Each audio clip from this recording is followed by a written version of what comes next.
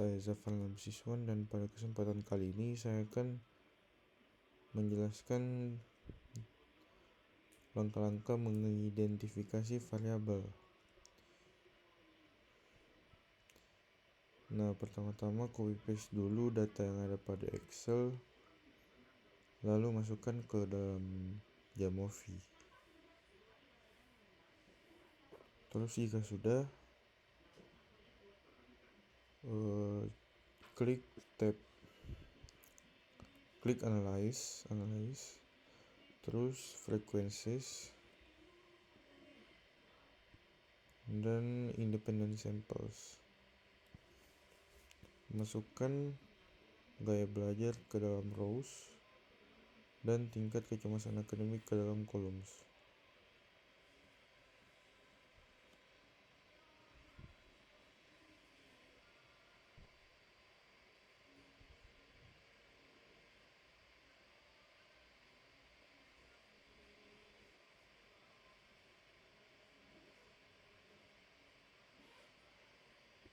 Nah, jika sudah,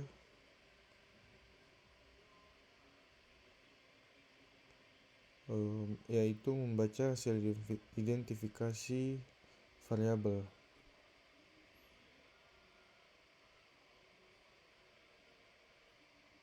Jadi karena nilai P-nya ini adalah 0,08, berarti lebih besar dari 0,05.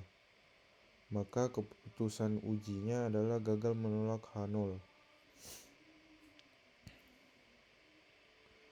Hal ini menunjukkan bahwa tidak terdapat hubungan atau asosiasi yang signifikan secara statistik antara gaya belajar dengan tingkat kecemasan akademik. Dengan kata lain, perbedaan sebaran angka pada tabel kontingensi belum cukup kuat untuk membuktikan bahwa gaya belajar seseorang memengaruhi atau menentukan tingkat kecemasan akademiknya pada populasi ini. Sekian dari saya. Assalamualaikum warahmatullahi wabarakatuh.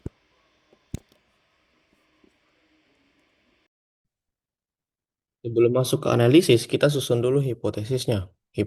Hipotesis 0 atau H0 menyatakan tidak ada hubungan yang signifikan antara gaya belajar dengan tingkat kecemasan akademik mahasiswa.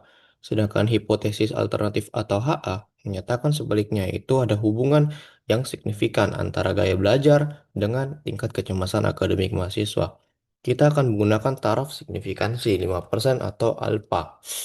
Kriteria pengambilan keputusannya seperti ini. Kalau p-value kurang dari atau sama dengan 0,05, maka H0 ditolak. Artinya ada hubungan yang signifikan. Tapi kalau p-value lebih besar dari 0,05, maka kita gagal menolak H0. Artinya tidak ada hubungan yang signifikan. Nah, hipotesis inilah yang akan kita uji lewat analisis chi-square di Jamovi pada bagian selanjutnya. Assalamualaikum warahmatullahi wabarakatuh. Perkenalkan, saya Muhammad Indra Nasir Terlibat. Pada kesempatan kali ini, akan melakukan analisis, yaitu analisis uji Chi-square. Nah, oke, langsung saja kita lakukan Kita lakukan simulasi analisisnya. Pertama kita maaf, saya berikan layar dulu. Oke, berikan layar. Kemudian, oke, kita langsung saja. Pertama kita ambil datanya dulu. Ini Ctrl C. Karena kebetulan sudah saya ambil tadi di awal. Kemudian kita masukkan ke aplikasi.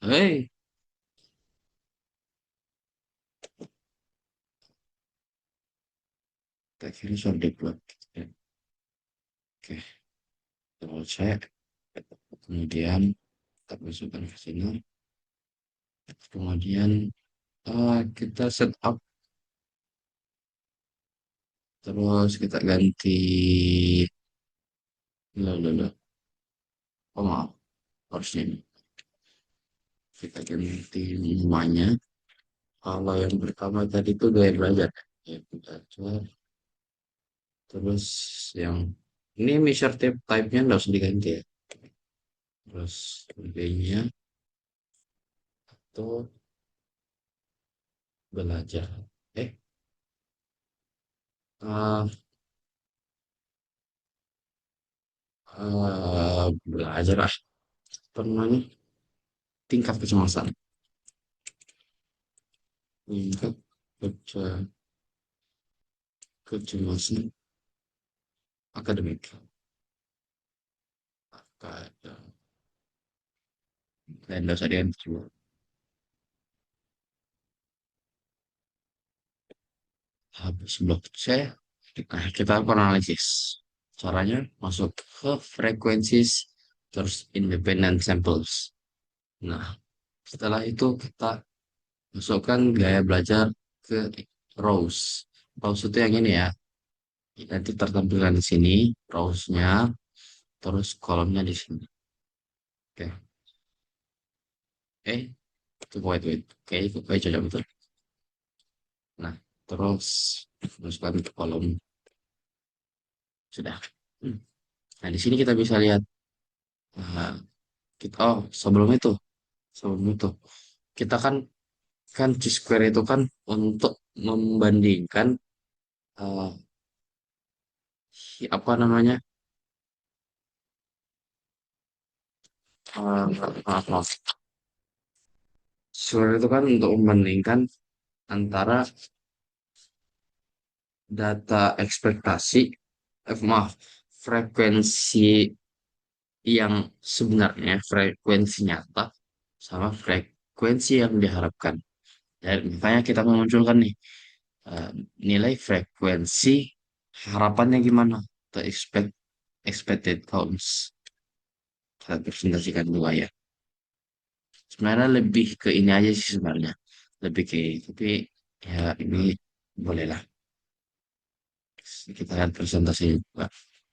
Oh, terus nah ini kita lihat kalau misalkan di G-square ya kan syarat untuk G-square berdasarkan tutorial yang dipelajari eh, harus 5 atau di atasnya. Kalau di bawah 5 maka G-square-nya dianggap eh, maka kita tidak bisa melakukan analisis G-square. Kalau kita lihat di sini terdapat eh, ada ada berapa sel nih? 1, 2, 3, 4, 5, 6, 7, 8. Iya, ada delapan sel yang mana di berada di atas berada di bawah 5. Nah, makanya kita munculkan juga sekalian ini square-nya. Maaf. eh, apa namanya? Uji Fisher's test. Kita ambil statistik terus Fisher's test. Kalau di video tutorial ada comparative Fisher. Tapi comparative Fisher ini khusus untuk tabel eh, 2x2 kayak atau saya 2x2 only gitu. Kalaupun dimunculkan tidak akan muncul. Kenapa? Karena memang khusus untuk tabel 2x2 gitu. Tuh tidak akan muncul tuh nilainya tuh. Oke. Oke, mungkin ini saja kalau untuk gimana cara menganalisis datanya. Kemudian nanti akan akan dibacakan hasil analisis ini oleh kawan saya. Terima kasih sebelumnya.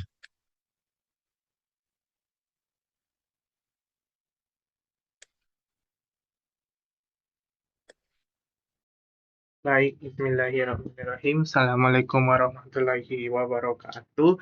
Perkenalkan, nama saya Muhammad Mutahari Pratama dari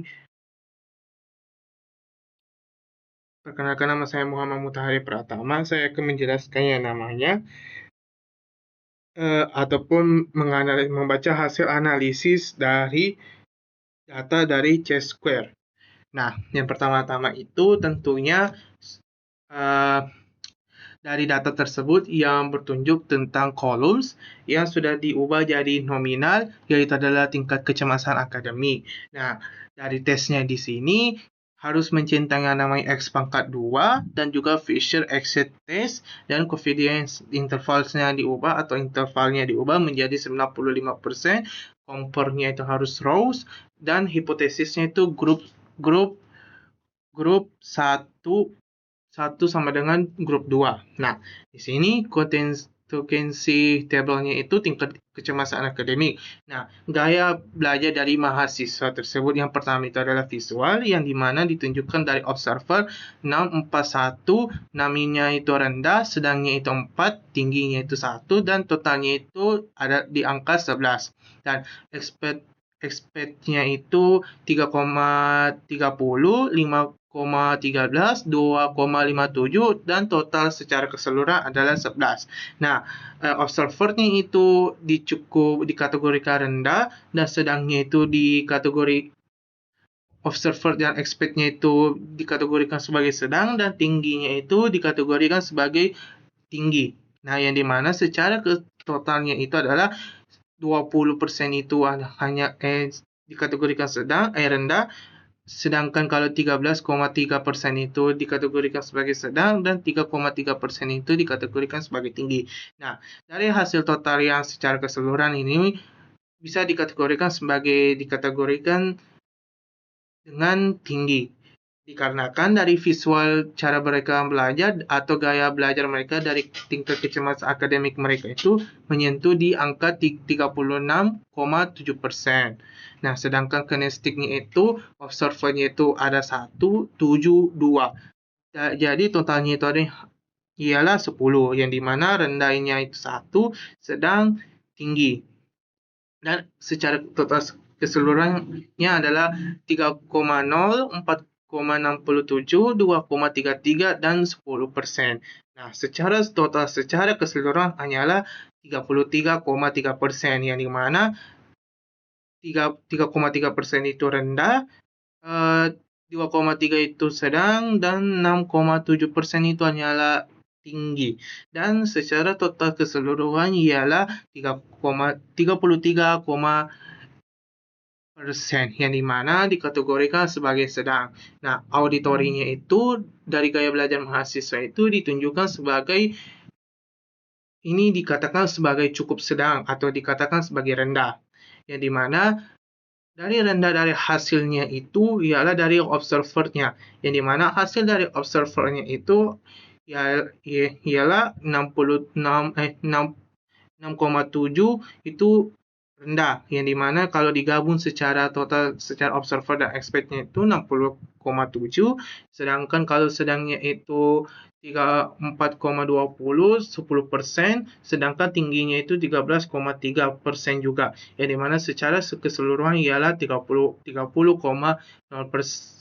yang dimana dikategorikan sebagai rendah dari tingkat kecemasan akademik mereka dari segi auditori mereka.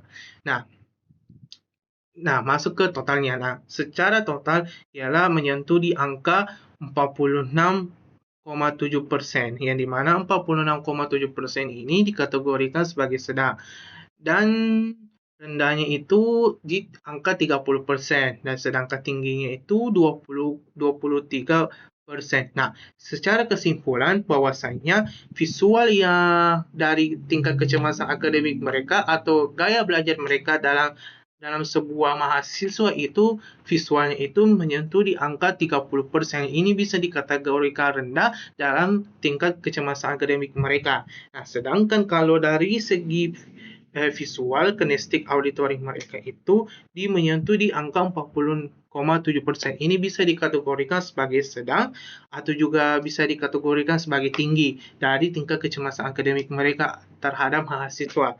Nah, sedangkan kalau tingginya itu mereka menyentuh di angka 2,3% dari seluruh 3 visual, kinestik, ataupun auditori yang ada dalam data tersebut diolah dari JAMOVI.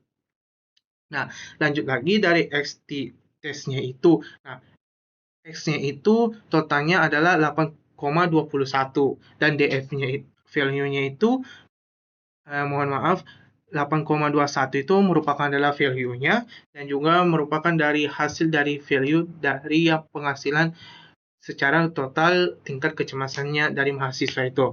Nah, DF-nya itu 4 dan P-nya itu 0,084 yang dimana dikategorikan sebagai cukup tinggi dari tingkat kecemasan akademik mereka, dan juga value-nya mereka juga itu dikategorikan sebagai tinggi menyentuh di angka 8,21. Nah, Fisher dan Exit test-nya itu menyentuh di angka 120 atau P-nya. Nah, yang dimana secara keseluruhan dari value ataupun DF ataupun P dari X-nya itu sendiri.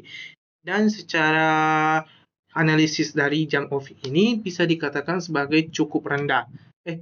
Mohon maaf, cukup sedang dalam tingkat kecemasan akademik mereka.